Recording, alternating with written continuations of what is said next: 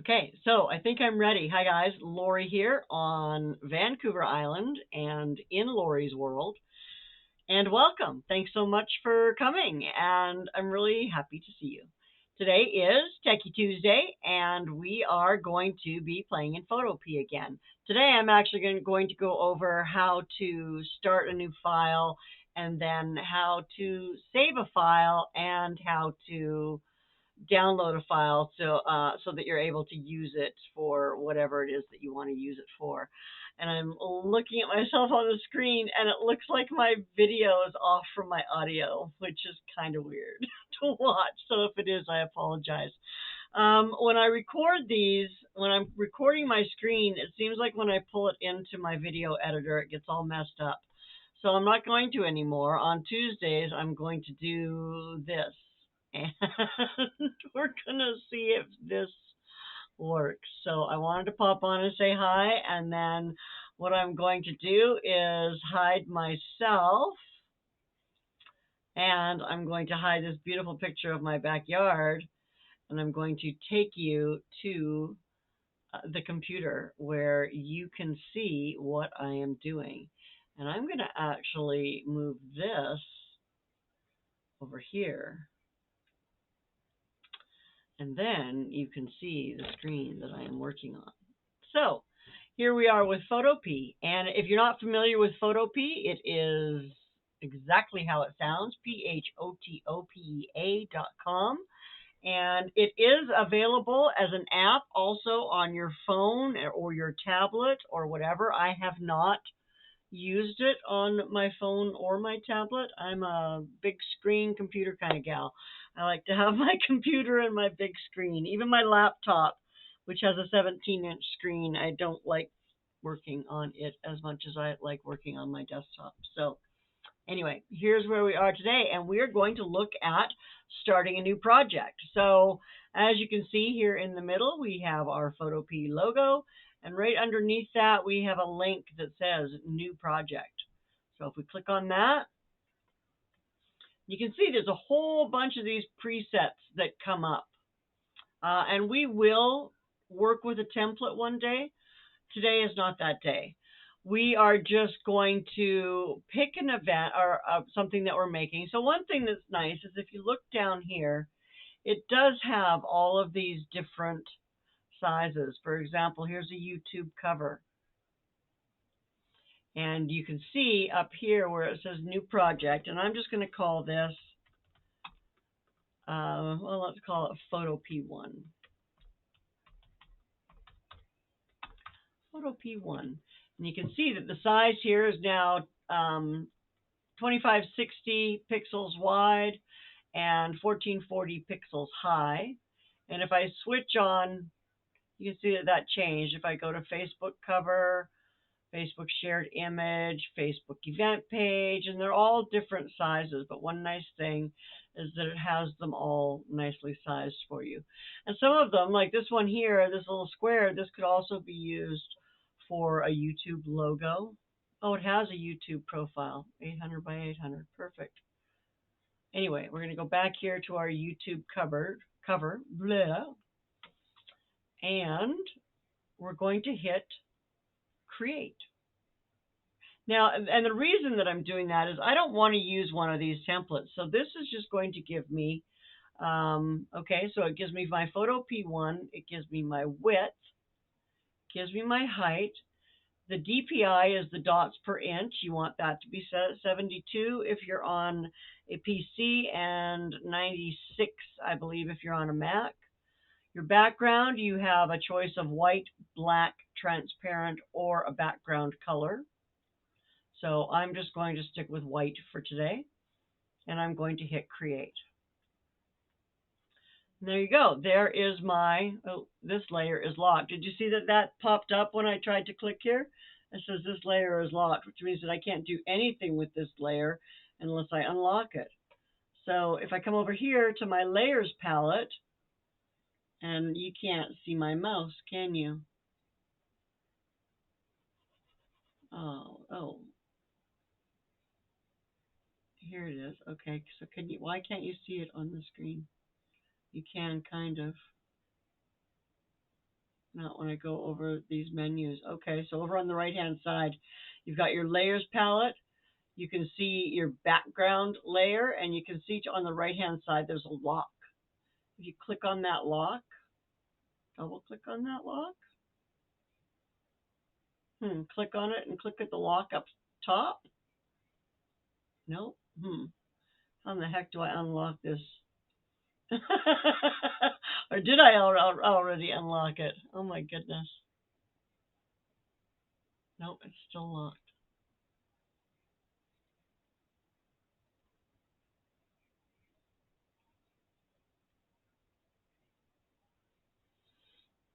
Let's grab my move tool. Let's add a new layer on top. So if I come down here to the bottom, and see you can't, my mouse is not moving very fast. And when I take it over outside of the workspace area, it tends to disappear. So down here on the bottom of the layers palette, you have some buttons. The one on the very far right is your garbage can. Next to that is your new layer button. So if you click on new layer, okay, why is nothing working?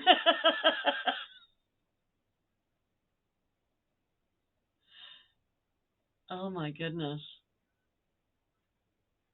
Oh, look, there all of a sudden there's all my new layers that I added. Okay, so I guess patience again is the key. So let's see. So now I have all these layers. Excuse me, there is a message for you. My background is finally unlocked. So I don't know. I guess I just got too impatient, or it might have been because did you see that check mark that I just clicked up here on the top? It might have been that.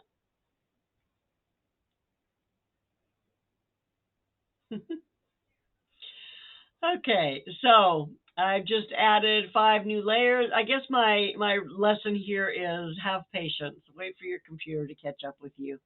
I have several things going on, and it's just being slow. And anyway, this is a good chance to show you your history. You can see the history up here now in your tabs over on the right hand side of the screen. You can see history, and it shows new layer, new layer, new layer, lock change, lock change, lock change, lock change. I'm going to go back to when I opened it. So I've gone back to open it, and I'm going to now click on this lock. And boom, it happened right away that time. I can see it showed up here, lock change. So that means my layer is now unlocked. And you can see up here, and this is probably, I don't know why it didn't work the first time, but anyway, you can see up here, this is either a cancel button or an accept button or a confirm button, and I'm going to confirm that I wanted to do that. Now, the first thing that you're probably going to want to do with your cover is to get your text on there. So I'm going to go ahead and actually, yeah, I'm going to go ahead and put some text on there. So if you look over here on the left-hand side, you see your layer of tools. And if you're not familiar with the tools and stuff or the layers, go back to lesson number 1 and you can see all that stuff there. So anyway, we're going to now explain these tools and stuff for you and kind of the layout of the screen, which can help. So I'm going to grab my text tool or my type tool. And as you can see up here on the top, I've got some settings now. I've got a font setting. And so I can look through here and I can pick the font that I want. You generally want to go with something that's going to be fairly solid without too many curly cues, because the curly cues and the funky fonts are difficult to read if you overdo it. Like, it's one thing to have a letter or two or something fancy there somewhere, but commonly you're going to want to use a simple font. So I'm going to use this enigmatic. I'm going to make it regular to start with. I'm going to increase the size a little bit. There's two ways you can do that. You can drag this slider here, or you can type in here, whatever you want it to be. The next box over is the color of my font. I know my hexadecimal color that I use the most often, so I'm just going to put it in there. But I'll also show you, you can pick your colors by picking a color here. You can slide this here to pick different colors. And you can pick whichever color that you want to pick. They also have some presets here, just your standard preset colors, black, white. Anyway, I'm going to change mine to my 330099, which is purple, and hit OK. So now, and I'm going to go ahead and center it. I've got an option here for centering my text. I'm going to go ahead and do that. And this here, I'm going to think is my drop cap. Oh, it's not. I'm going to leave that, whatever it is, at none. And I'm not going to warp my text until I put my text on there. So I am going to click here in the middle. And I'm going to wait while my font loads and my thing activates. I'm not going to get all anxious and do it. And what should I type? Today is a good day. And up here, you can see again, I've got this check mark and this X. I'm going to hit the check mark, and that is going to set that there. Now, if I wanted to move my text, and I go and I try to move my text, and I'm like, well, why isn't it letting it move my text? Why is it just wanting it to write more text? And it's because I haven't changed tools. So I need to grab my move tool. And then you can see up here where my selections have changed. Now, if you haven't already, make sure that you click this auto select and the transform controls. And let me show what that looks like when they're off. So if you turn the transform controls off, you can't tell which layer is selected. And if you turn off the auto select, it doesn't let me switch layers. It only lets me use the one layer. I can't grab my back. Even if I try to, I can't grab my background layer. So I prefer to pick my auto select, which now allows me to click on the background and move it, which I don't want to do. So I'm going to go back in my history one level. And then if I hit my transform controls, I can see what it is that I'm transforming or moving, because I have the transform controls. And now I can easily, once I click this check mark, I can easily switch to my other layer and move it around and stuff. So I just want to put that in the center. Oh, and here, should I do something? Yeah, let's. So now you can see where I have these cross points here, right? If you don't have your ruler showing, click up here on view and then check rulers if your ruler is not showing. So what we're going to do is we're going to add a few guides so that we know when our stuff is centered and not centered and that kind of stuff. So it's pretty easy. You just click up here inside the ruler anywhere, click and then hold and drag down. And you can see I'm dragging a bar down. And that actually will snap right into the center if you have your snap on. And again, that would be under view, and then you can click your snap or not snap, and then you have decisions on what to snap to. Yeah. So now I'm going to go over to the ruler that's on the side, and I'm going to do the same thing. I'm going to click and hold and drag, and I'm going to put that right in the center. And now when I grab my text, I can see that it's off center, and I can move it. And actually, if you're on a computer, you can use your keyboard arrow keys to move it. It's pretty slow though. So there you go. I can move it and get it centered. Now I can, if I don't like to look at the guides while I'm there, I can always view and, oh, can I just turn? Oh, okay, yeah, under show, I can either show or not show my guides. So I can always turn my guides off if I want to. So anyway, this is getting to be already fairly long, I'm sure. Where are we at? 15 minutes. I don't want to go much over that with a Techie Tuesday. So we have opened our file. We have created text for our file. And now we're going to learn how to save our file. And then we'll learn how to use or how to export our file so that we can use it. So to save it, we want to go up here to File, and you want to click Save as PSD. Now, if it just saves automatically, that is in your settings, that it's going automatically to a place either that you set, or it's going to automatically go to your downloads folder.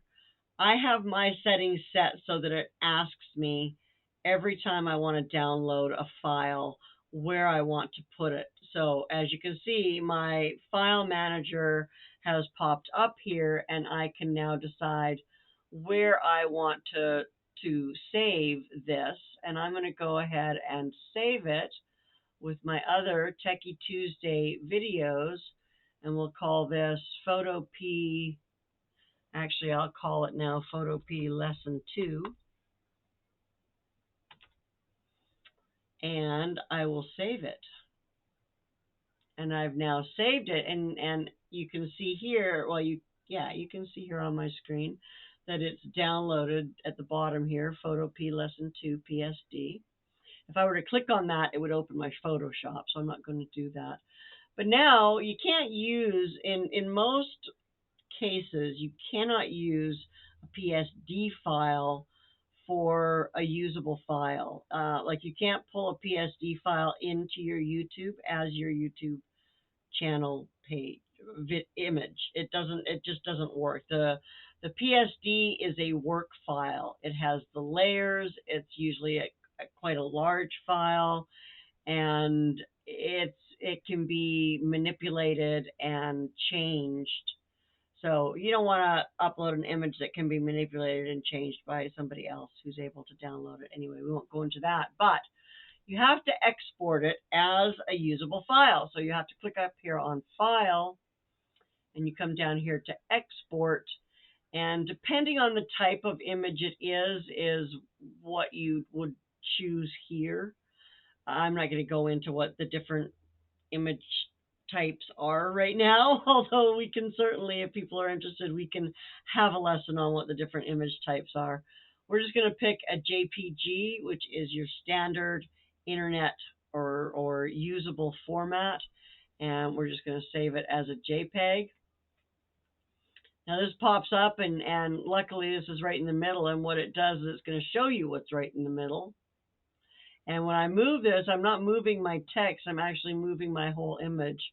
So if you wanted to be able to see something, you can also, can you change this down here where it says 100%? No. But here you could also change your format if you wanted to. You have a bunch of different formats. I'm just going to leave it at JPEG.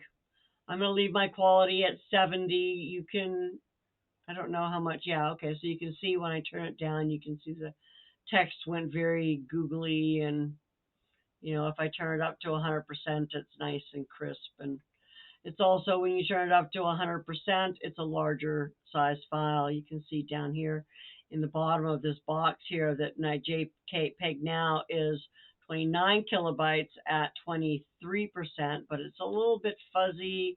It's a little bit pixelated. If I come up here to 77%, looks quite a bit bigger, but it is, again, a bigger file, but it's still in kilobytes, so I'm not too worried about it. It's not a very complicated file at this point. So you can see I stretched it up to 85. Now it's a bigger file. It's 41 kilobytes. So it's always a gamble between, or not a gamble, but it's always a choice between file quality and file size, because the larger the file it is, the slower that it loads on the web. So there's always that to consider. Anyway, we're going to leave it there at 85%, and I'm going to hit save.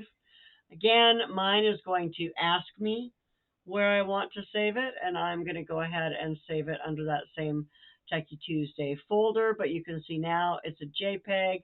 I have different videos here or different images here that I have saved as my Techy Tuesdays, and I'm going to go ahead and save that. And now I have an image that I can use that is downloaded, that I can upload, and I can put it onto my YouTube channel, as this is a YouTube channel layout. So that's going to be it for today's lesson. Let's go ahead and throw my image back on, and we'll put my picture back on so you're not looking at my weird screen. And I'll look at the camera while I finish this off and not what you're looking at. And I'm going to say thank you so much for joining me for lesson number 2 in Photopea. I hope that you have learned something. I hope that you will continue to use this, and I hope that you'll come back again next week for Techy Tuesday with Lorrie. Thanks so much for coming and hanging out with me for a little while. I hope you have a fantastic day. Take care of yourself. Bye now.